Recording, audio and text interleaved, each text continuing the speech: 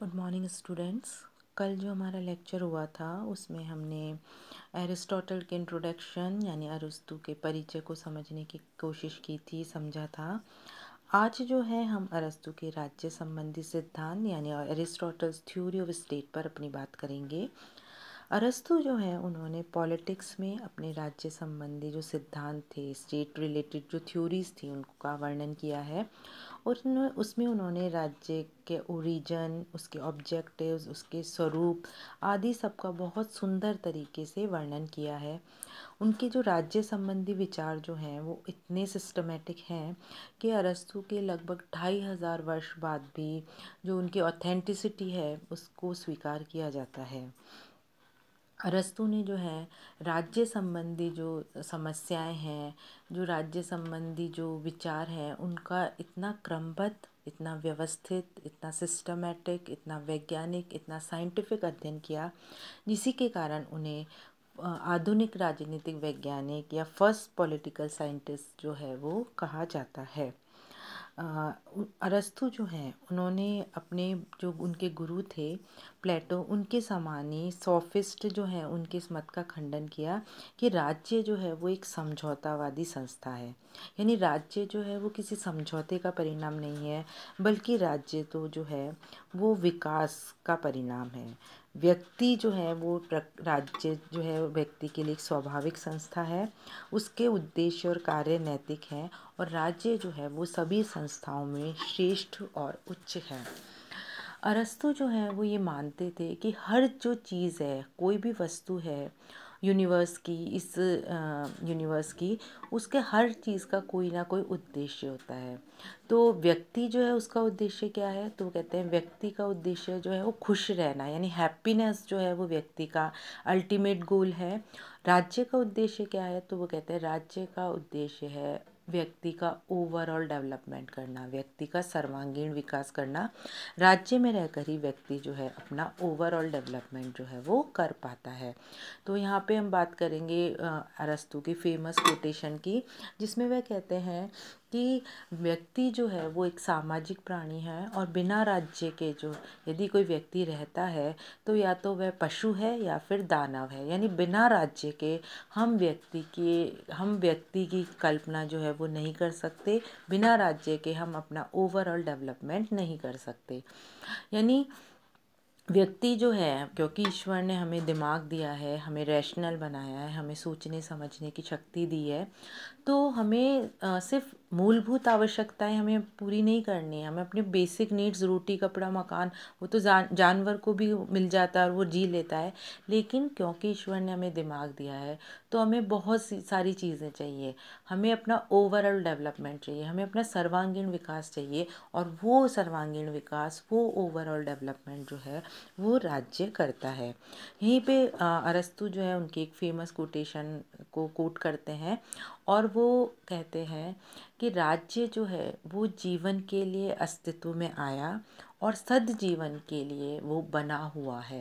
यानी राज्य जो है, क्योंकि हमारे को राज्य में रहना था, इसलिए राज्य जो है वो अस्तित्व में आया। हमने, हमारी स्वाभाविक प्रवृत्ति जो है वो सामाजिक है, बिना राज्य के हमारा जीवन जो है वो सही ढंग से हम नहीं जी पाएंगे।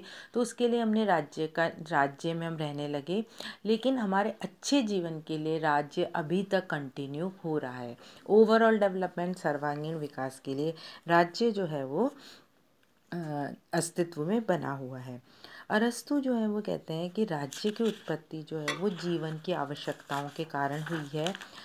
और मनुष्य जो है उसके लिए जो है राज्य जो है वो बहुत ज़्यादा इम्पोर्टेंट है, वो उसके नेचर में है, वो राज्य होना ही चाहिए।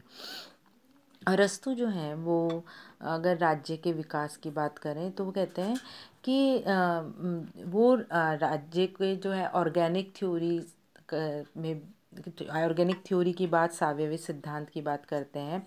और वो कहते हैं कि जिस प्रकार से एक जीव का विकास होता है उसी प्रकार से राज्य का विकास भी होता है। अरस्तु जो है अपनी जो ये सावयवी सिद्धांत जो है, हर्बर्ट स्पेंसर की जो थ्योरी है, उसमें वो मानव शरीर से राज्य की तुलना करते हैं। जैसे जो ह्यूमन बॉडी है, जो मानव शरीर है, उसके विभिन्न अंग होते हैं, हाथ पैर कान नाक आदि।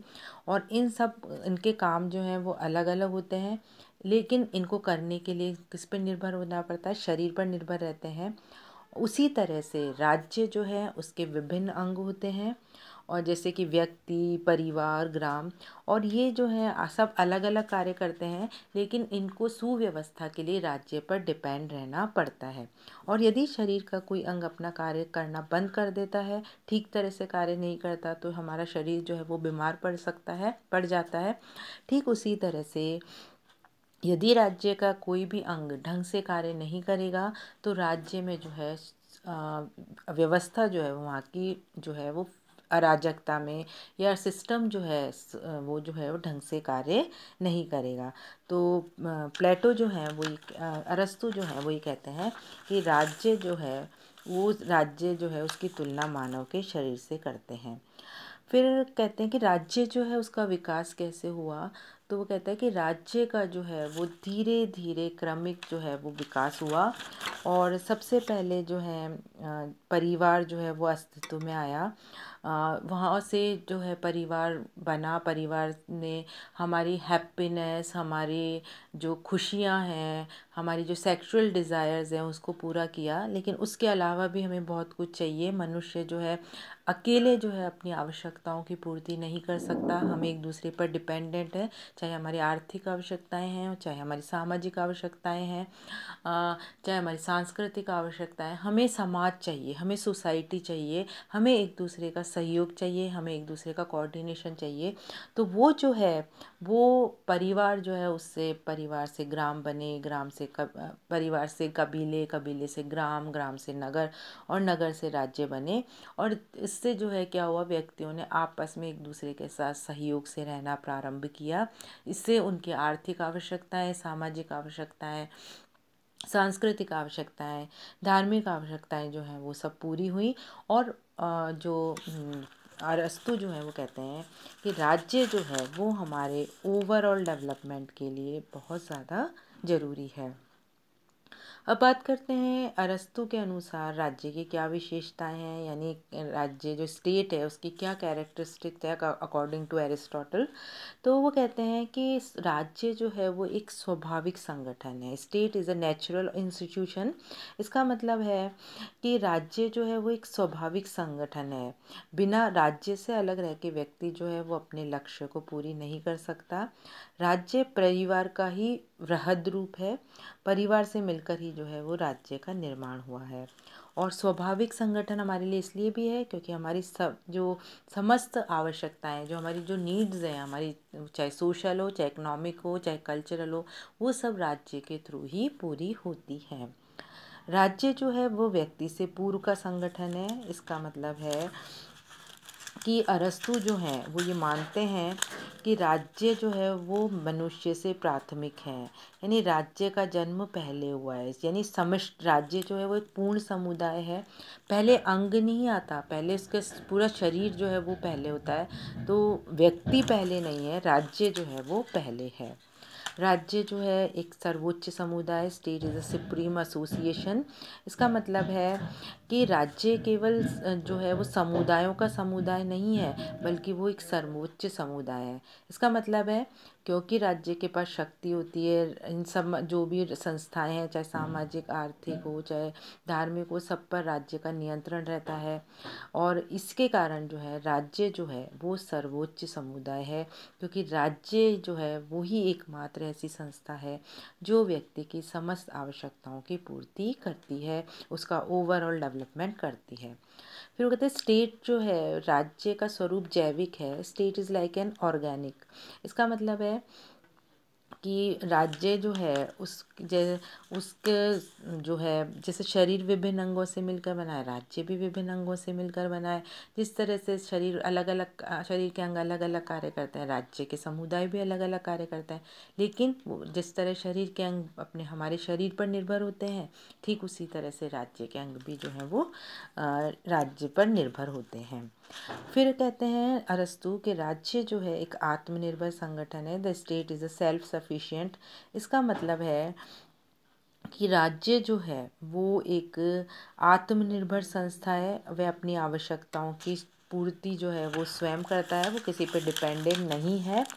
और अ, इसका मतलब ये है कि राज्य ना केवल व्यक्ति की जो भौतिक समस्या है उनका समाधान करता है, बल्कि उनको एक अच्छा, सुखी, एक प्लेजर लाइफ जो है, डिवाइन लाइफ जो है वो राज्य देता है। क्योंकि राज्य ही उन एनवायरनमेंट को देता है हमें जिसमें व्यक्ति अपना ओवरऑल डेवलपमेंट कर सकता है।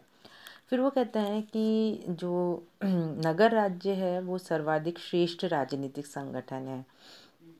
प्लेटो जो है, अरस्तु जो हैं, वो प्लेटो की भांति जो नगर राज्य थे उस समय यूनान में, हम पढ़ चुके हैं, स्पार्टा, एथेंस, उन वो जो हैं वो सबसे श्रेष्ठ राजनीतिक संगठन है।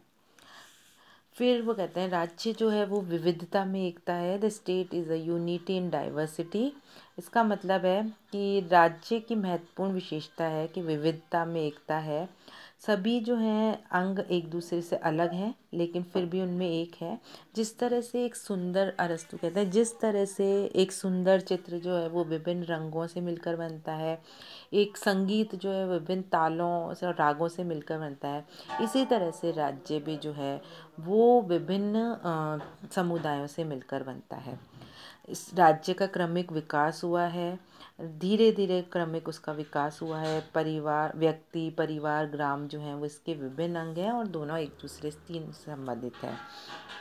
राज्य जो है वो एक आध्यात्मिक संगठन है। The state is a spiritual organisation. इसका मतलब है राज्य एक मानवीय समुदाय है, अतः इसका उद्देश्य मानव सद्गुणों का या जो उनमें मानव में जो वर्च्यूज़ हैं उनका विकास करना, उनका डेवलपमेंट करना है। तो अरस्तु जो ये कहते हैं कि राज्य जो है वो हमारे लिए एक स्वाभाविक संगठन है।